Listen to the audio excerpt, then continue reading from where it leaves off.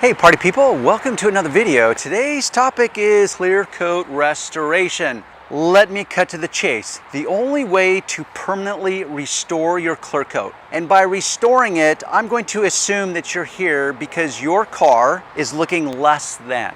You want to put some of that love back into the equation between your affair with you and your car. You want to enhance the shine, the depth, the gloss. You want to remove some of the imperfections along the way. The only way to do that at a permanent level, which is different than a superficial level. A superficial level would be as simple as grabbing some wax or some spray detailer, some kind of cover up, like a Band-Aid, a temporary Band-Aid. But that Band-Aid is eventually going to wash off. So you want to do it at a permanent level. The only way to do that is through what's called abrasive technology. I know, sounds scary, right? First off, what you need to understand is that you might think you're working on your car paint, which you kind of are, but what you're really working on is clear coat. So clear coat restoration. You want to restore it to like new condition, or even perhaps better than like new condition.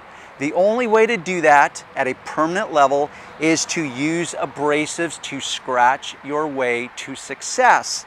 Here we have front left fender of this very cool Ferrari metallic charcoal paint, and you have this unwanted effect. What's showing up with the reflection of the sun is what's called an overall effect of cobwebbing, spiderwebbing. It looks like a gazillion spider webs have been laid out, and now the circular pattern of the sun is creating this unwanted effect. Now you may not even know that it's unwanted, but I'm going to tell you it's unwanted.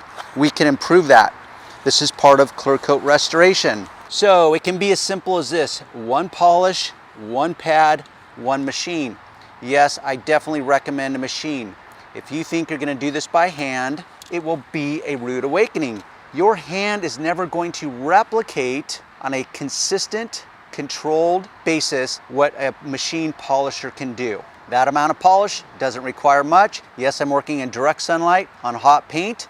Now, if you're a beginner, you probably have a healthy level of fear and anxiety in doing this, if it is in fact your first rodeo.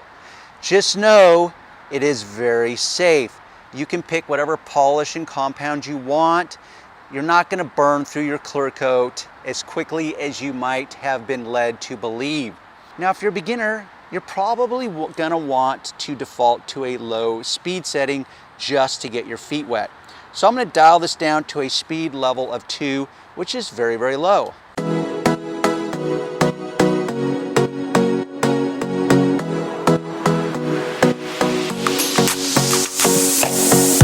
Always use a microfiber cloth. I don't care what brand you pick, you can decide upon that, but always pick a microfiber cloth. And this is what you do.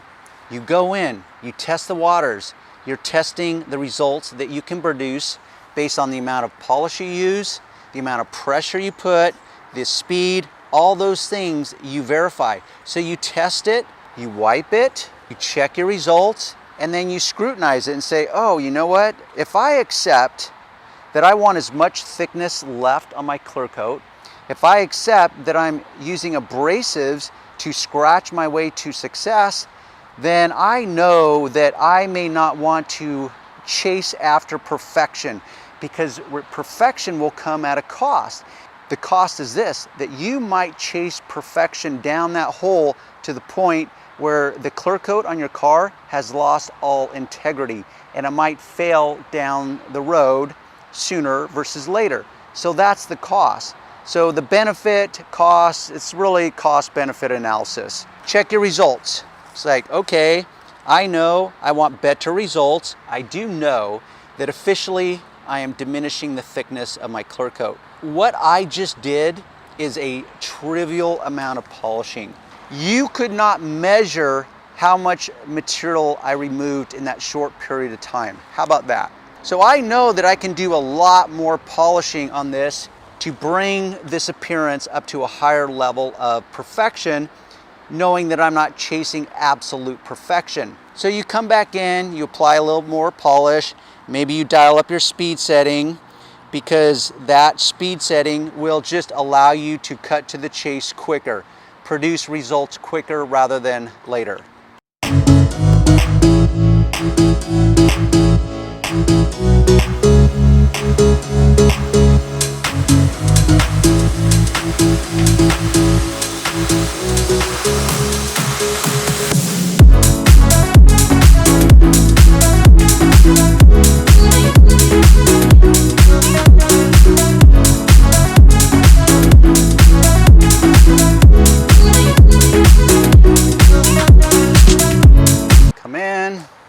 wipe,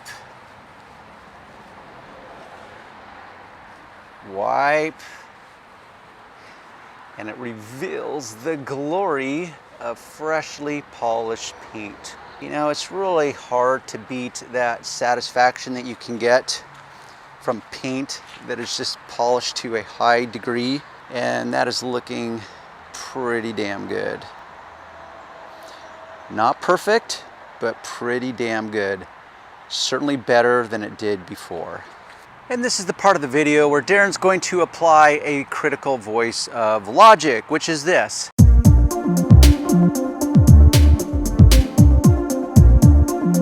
As a point of critical analysis in this moment. If you go in and you're polishing and you're scrutinizing your car as you're working on it and you're chasing the elusive perfection, pull back and say, you know what? If I were to walk up to this car knowing that it's not my car, and I look at it from what I call normal viewing distances, would I be wowed and dazzled? Would I have a certain level of envy brewing up inside of me? If the answer is yes, yes, and yes, then I would say you nailed it.